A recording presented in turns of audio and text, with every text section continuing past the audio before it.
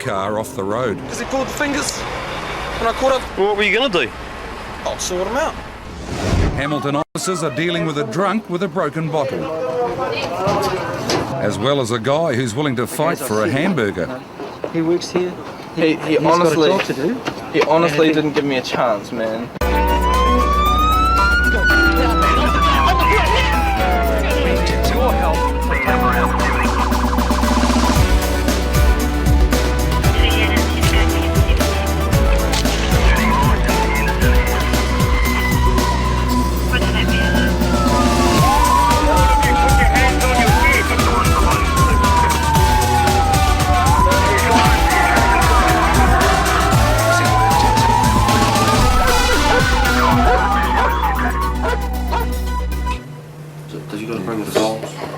Cambridge detectives Pat Burke and Simon Eckersley have come to Auckland to serve a warrant. One of our soccos attended these, the latest Whangamata burglaries, which were Wednesday night. It was 10. With the help of the North Shore Waitakere law enforcement team, they're hoping to catch one of the country's busiest burglars. This house we're going to is a prolific burglar with a lot of histories. Got over 70 burglary convictions. He breaks into houses and while occupants are home and asleep will rifle through the house and take cash, credit cards, wallets. Ricardo Jones has just served 3 years of a 6-year sentence. He's currently on parole, having been released on the 17th of April. Suddenly the burglary started happening again, and just an action replay of 4 years ago. This had to be the same person. Just a female. What's this for? Hi, just from the police, Pat Burke's one, eh? Yeah? Yeah. Oh, we've just got a search warrant here, we'll just come in. Is, here? No, Where is he? I don't know. He's out somewhere. Oh, right. So he's out working again tonight, is he? Well, I don't know, honestly. I know he's just gone for a drive somewhere. He rang before and said he'd be home later. That's all he said. When did he ring you? Pardon? When did he ring you? About 5 o'clock this morning. Where was he then? At the end of the motorway. Heading where? Home. Heading home at 5 o'clock. It doesn't take long before property from the burglaries starts to turn I up. won't receive anything. One watch with a marlin on. That's exactly what we're looking for from Cambridge. That's he got at home, and there's also another. That's from a burglary in Cambridge this Monday. So, Bingo, we've just got to find him. Maybe we should move the car at the door. Honestly, I didn't know about it. I freaked out. You didn't know he'd been released? I knew he'd been released. Yeah. Because I had to go and pick him up. And he was released earlier than what he should have been. But I didn't know he was doing what he's doing. How did you get out so early? Because he's done a straight thinking course. And he proved to everybody he had changed. Man, he had changed. His temper's not as bad. He had really, well, we really thought he'd changed. But he hadn't changed, and once again Sally finds herself trying to protect her own stuff. That's fine. I brought that myself, and I have got in the bottom drawer, there's a Michael Hill. Yeah, I do home care, plus I do private jobs. Now, I paid that off yesterday, that's out of my own money, and I had to take it back to get it sized, because it wasn't fitting. Another clue police have picked up was an imprint of the burglar's I knew that shoe. was digits. What sort of shoes is he wearing at the moment? Oh, well, I said Have you that the shoes everywhere. I agree with it. Constable Clay Polomanu has discovered one with a matching print. I think we like that, don't we? It's the same old story. I can't see how he can still do it at his age. He's, what, 33? I don't even know if he could run as fast. What I'm feeling guilty for too is because when I went to the parole board, I told them then if he did anything wrong, You tell them. that I would tell them. And I even threatened him because we were going to break up at the end of the month if he hadn't pulled his weight. The searchers turned up a real estate guide for properties in Whangamata. It appears that our man, while he's still in prison, makes inquiries with a real estate agent at Whangamata. Obviously about houses on the market. The booklet had been sent to Jones through a PO box number. Oh, here we go. Addresses of the properties in this booklet. And a number of burglaries have been committed in the same streets as the houses for sale. Campbell Close, Campbell Close. She's got a list there. Well, that's the list that accompanied the booklet. I don't think there's one there, but it's got hand in it. Real estate helping out burglars. Campbell Close. Chartwell Ave again. Aberdeen Place. Oh, Aberdeen Place. As Pat Burke checks the addresses, a car pulls up outside. Is he here? Yep. It's Ricardo Jones. Here you go. Pat Burke's my name. Yep. Come on. Yep. Simon actually, Cambridge. Yep. How's it going? Good. You know, 4 years ago I did all those burglaries in Cambridge. Yep. And last Monday night I'm back working in Cambridge, and what happens? The same thing again. Action replay of 4 years ago. Got 5 burglaries the same night. Yeah, yeah. So he's back in town. Yeah, I've been down there. What we've been doing this morning is since we've been here, we've been executing a search warrant at this address. Yeah. In relation to those burglaries, and on the burglaries in Wongamata, and this watch here was taken in the burglary in Cambridge Monday morning. Yeah. So, what do you get from you? Well, we need to talk to you about before. Yep. You say anything, you've got to advise you that you're not obliged to say anything. Okay. Anything you do say is going to give that evidence. Jones's wallet contains foreign currency and gift vouchers.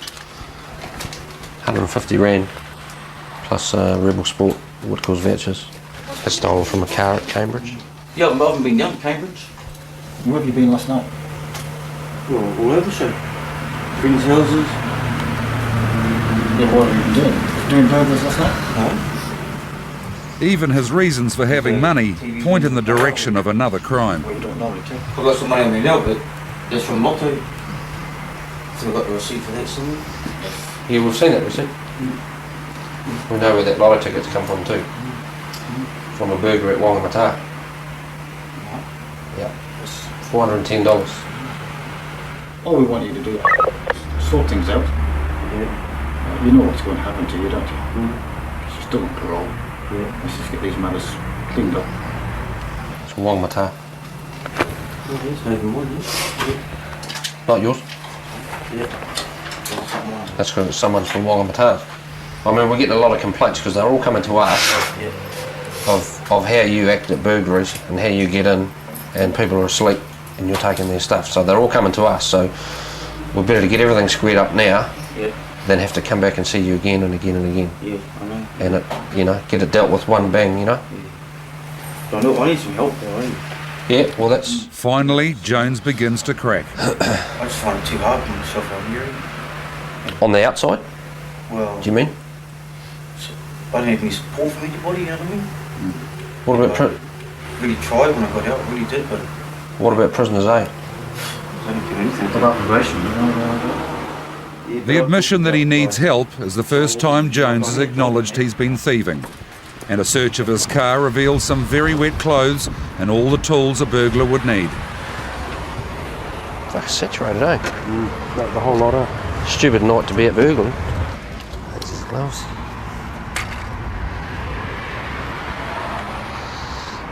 Tool to the trade. A search of the garage reveals a fine collection of fishing rods, and only some of them belong to Jones. Plus the green fishing box are his, and the rest isn't. So that's quite helpful. Eventually it's time to take Jones back to Henderson Station for an interview that would decide his future for some time to come. From here, we'll obviously interview him. He's got a fair bit that he needs to talk about and clear up. There's a property fan there that connects him to at least a dozen of the burglaries. As I say, we'll interview him and be put before the court and duly dealt with. Jones pleaded guilty to 20 burglaries and 5 thefts and was recalled to serve the remaining 2 years of his original sentence and given another 5 years on top of that. Got a little bit stuck, bro. Doesn't look like the car should be anywhere near a road, but Constable Glenn Wilson's just arrived at an accident scene 10 minutes drive from Tauranga. Jump in the front, man. 3 young guys have buried their wreck of a car into a bank and they can't get it out. What happened, fellas? Crash. You guys coming this way, were you? From Rotorua? Yeah. Come around the corner and lose it backwards. Who was driving? Carlos. Where's he? I don't know his last name. He's Islander. Where did he go? He went to go get some help. He got picked up just over here. Who? Got picked up just over here. Which way did he go? That way. Back to Vegas. Yeah. Everybody has the same story. Some guy called Carlos that none of them really know was driving the car, and he's walked all the way back to Rotorua. Oh, and you don't know Carlos's name, though, eh? Just his front name. You know his surname? Don't know where he lives?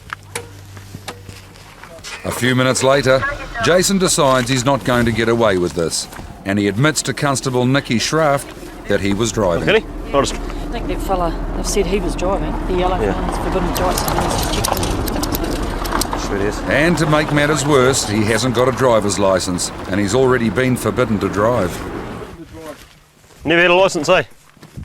Never had a licence and you got stopped by a cop and they forbid you to drive. Oh, well, they just gave me a fine. Yeah, well, they forbid you to drive as well. And that means you can't drive a car, and if you drive a car, you A, go to court, and B, we take your car off you. Not that we really want this car, but it's just really an The accident. car is in such bad condition that Glenn can't understand how it's still on the road. You got no rubber on the back tyres, and look at this thing here. See there, all the rubber's come away from the canvas. You know what happened if you crashed into somebody and they end up dying? You would probably go in for manslaughter. Yeah, exactly. Driving a car like this is so dangerous to be on the road. You'd end up copping some serious heat for that, eh? Even more surprising is the fact that Jason paid someone for the car. Where did it come from? It's obviously not no one's pride and joy. It's obviously a wreck from somewhere, but where did it come from? Oh, my mate. Did he just give it to you? No, bought it off him. How much did you pay for it? 100. Jeez, he stung you, mate.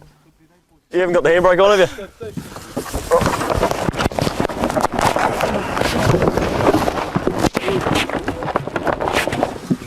It's lucky you crashed into a bank and not someone else. The car was moved off the road to wait for the tow truck, and police began to wrap up the scene.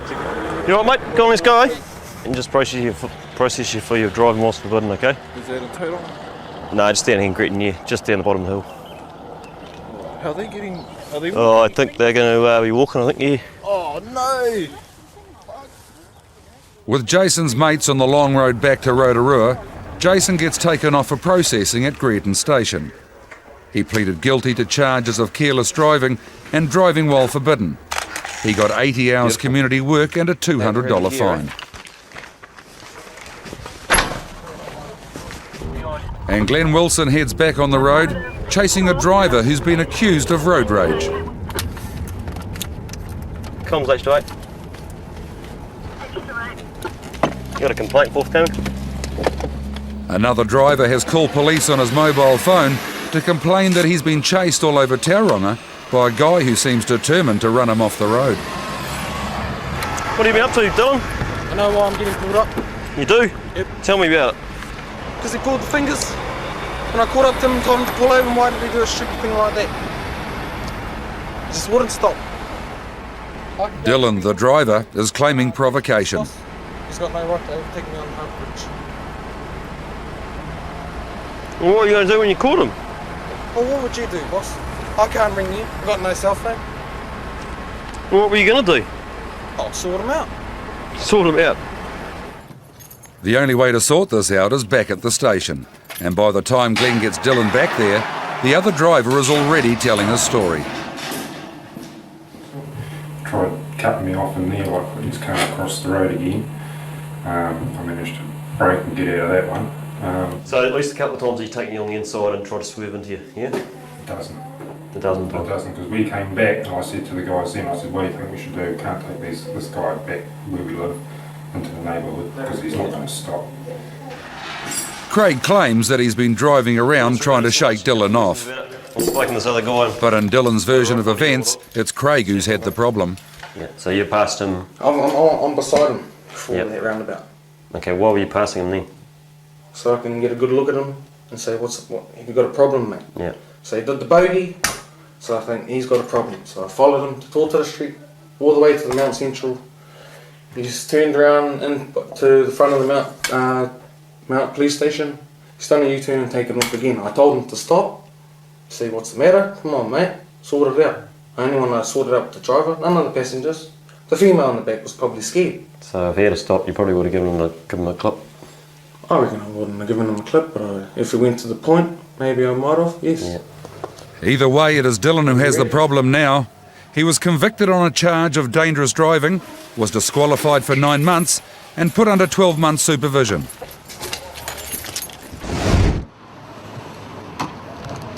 It's late on Friday night and Hamilton police have been called in to talk to a group of drunks in the middle of town. Hey man, good night. Just having a check uptown, we're walking up and downtown. Yeah? Busy up there? Oh, no, I thought it was being right up. I'm just started from down Peacehaven there, just to make my way up there. Do you know this guy? No, just met up with his... Well, Constable Paul Vanderzee is talking to one of the group. A few metres away, another young guy suddenly pulls a broken bottle out of his pocket.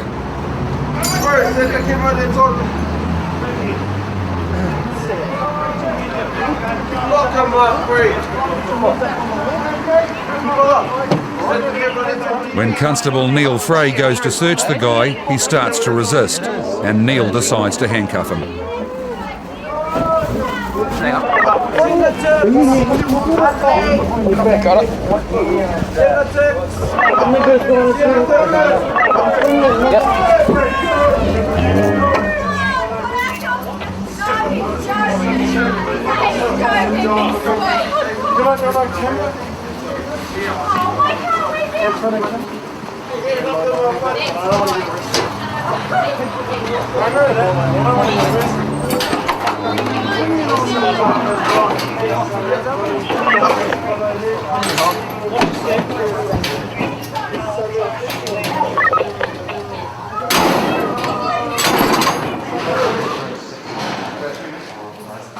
This was the second time that 16-year-old Jack had been stopped in the space of a few hours, and this time, it seems, he'd been looking for a fight. Sooner or later, I'll get that followed first. Doesn't matter if he arrests me for tonight or next night or next week. I'll keep those niggas off, stab them in the face, make sure of that. What's Mum's name? That sort of attitude as to why you're here, buddy.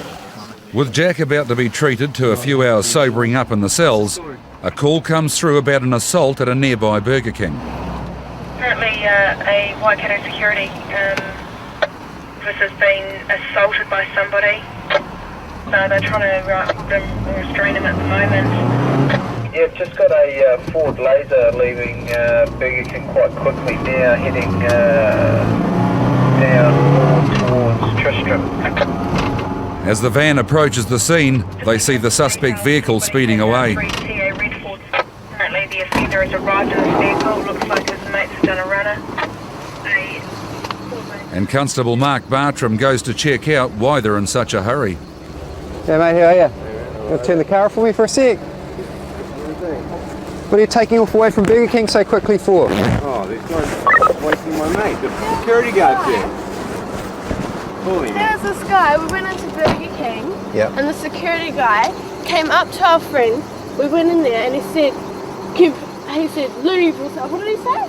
Oh no, then He just came up and Chris went to go walk like that and the security guy grabbed him, pinned him down, like slammed him on the ground and started being very aggressive.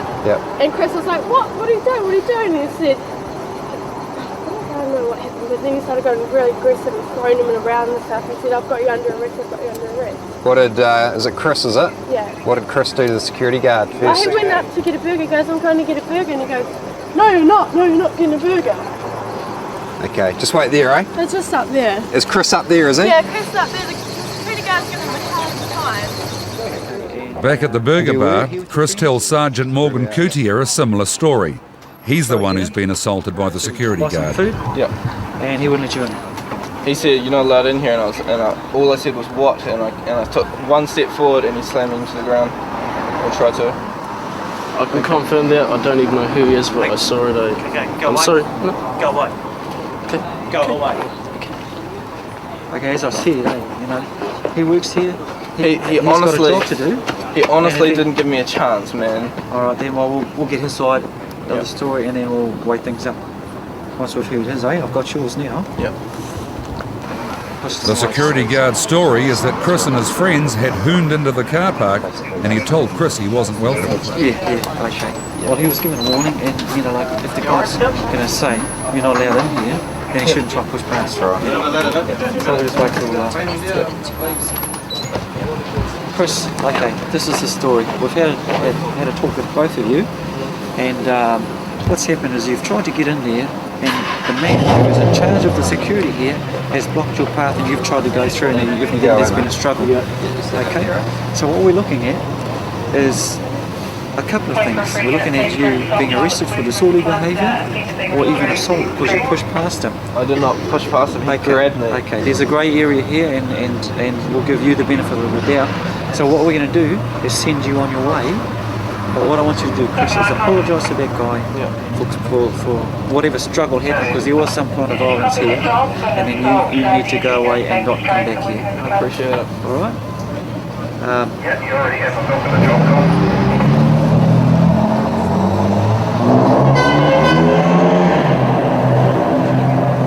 Sorry, I tried to do whatever I did. Not exactly sure what that was, but obviously, you had some difference to whatever. All I say is when someone says that you're denied entry, there's no questions, okay? Alright, I accept that.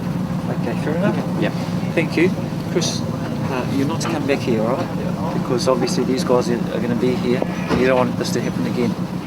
After stumbling through his apology to Craig, Chris disappears into the night. Next week on Police 10-7, a guy who's pulled up for breaking into cars is adamant it wasn't him. It's up to you. It's either easy way or hard way, Francis. Officers in South Auckland track down a thief. Double lock these so they're How am I going to get home anyway, man? Well, Mums will have to come pick you up. Jump in. South Auckland officers launch a blitz against boy racers. And a guy with an unusual shopping list checks into a number of Hamilton motels. You've been shopping to order everything. No, I haven't.